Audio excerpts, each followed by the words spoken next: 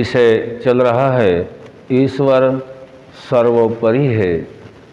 आज का विषय है जो सत्यार्थ प्रकाश के तीसरे समुल्लास में गायत्री मंत्र का अर्थ महर्षि दयानंद सरस्वती जी ने दे रखा है। उसके अनुसार ईश्वर से कोई भी अधिक नहीं है। पहले ही हम जान चुके हैं ईश्वर के गुण कर्म स्वभाव अनंत हैं। कुछ का संक्षिप्त रूप में हमने अर्थपूर्वक जानने का प्रयास किया है। आज यह देखते हैं कि ईश्वर सबसे अधिक है, उससे अधिक कोई नहीं है, ना उसके कोई तुल्य है और ना उससे कोई अधिक है। उसके कोई तुल्य नहीं है, यह हम पहले जान चुके हैं। अधिक नहीं है, ईश्वर की जगह कोई ले नहीं सकता, क्योंकि ईश्वर के कोई भी तुल्य नहीं है, जिसका मुख्य नाम ओम है और उससे कोई अधिक भी नहीं है। हम सभी मनुष्य विचारपूर्वक ईश्वर की उपासना करें और हम सभी ईश्वर के स्थान पर उससे अधिक किसी को मानकर हम उपासना करते हैं, तो वह उपासना लाभकारी नहीं हो सकती, क्योंकि ईश्वर तो सर्वोपरि है। उस ईश्वर को ज्ञान के बल पर जानना है और उसका कोई भी गुण किसी से ना तुल्य है और ना ईश्वर से कोई अधिक हो सकता है।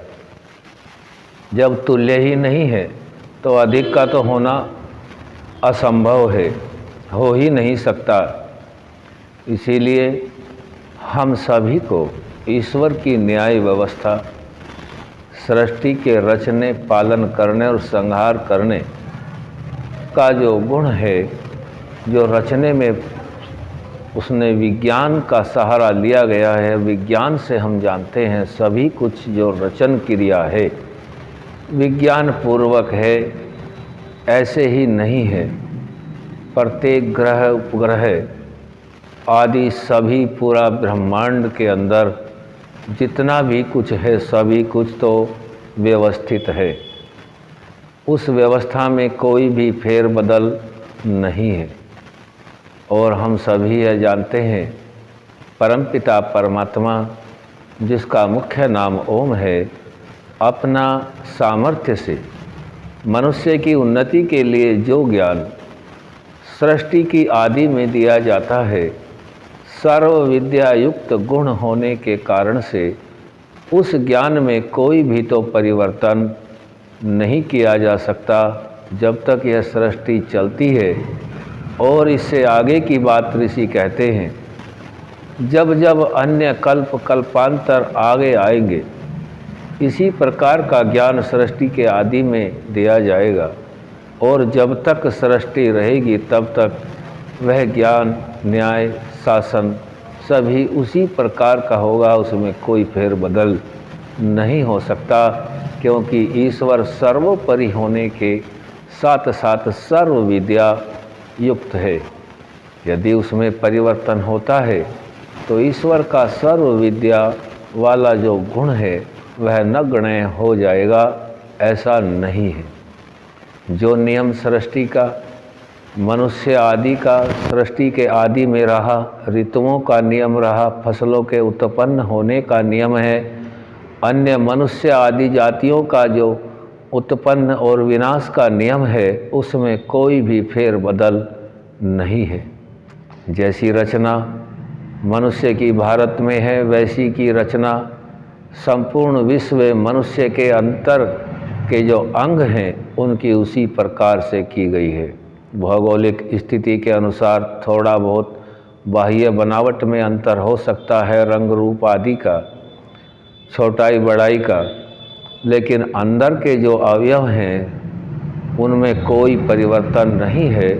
इसीलिए जो आंतरिक शरीरों के अंगों के चिकित्सक हैं, दूसरे देश का डॉक्टर दूसरे देश के जो मरीज हैं उन सभी का इलाज कर लेता है, क्योंकि वो सभी शरीर एक ही व्यवस्था, एक ही विज्ञान से बनाए गए हैं, इसमें कोई परिवर्तन नहीं है।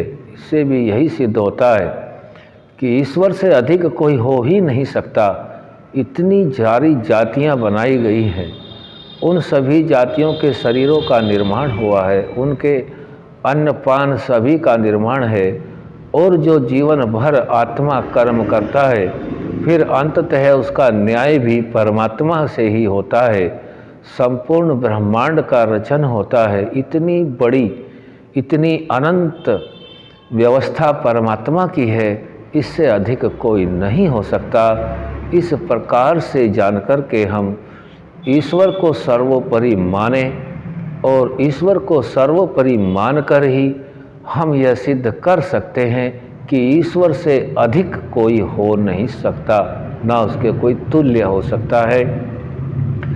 इस प्रकार से हम सभी परमात्मा की उपासना जब अर्थ और अर्थ की भावना सहित करें, एक एक गुण को लेकर के ओम के साथ जोड़ कर के हम उपासना करते हैं, तो ईश्वर के गुण कर्म स्वभाव के अनुसार उस व्यक्ति का, उस आत्मा का अपना भी स्वभाव बन जाता है, और वह स्वभाव उसकी उन्नति का विशेष कारण बनता है, और वह व्यक्ति धार्मिक भी होता है। धार्मिक होने का विशेष ज्ञान यह होता है कि जब मनुष्य धार्मिक, सत्यवादी, जितेंद्रिय, पुरुषार्थी, परोपकारी आदि अन्य गुणों से युक्त होता है, तो उसका मान्य शत्रु भी करते हैं। ऐसा स्वामी दयानंद सरस्वती जी सत्यार्थ प्रकाश में समझाते हैं।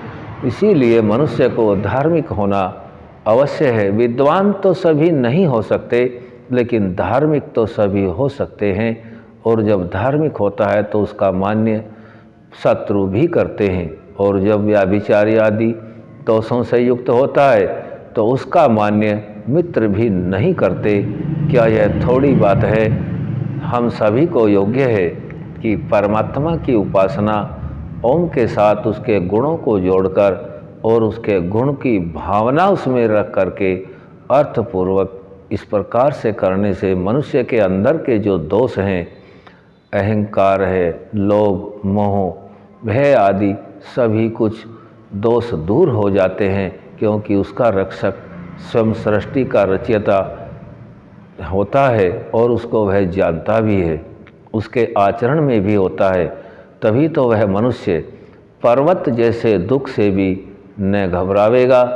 इस प्रकार से उपासना करने से आत्मा का बल इतना बढ़ जाएगा। इसीलिए ईश्वर सर्वोपरि है और उससे अधिक कोई हो नहीं सकता। आज यहीं तक। ओम शम।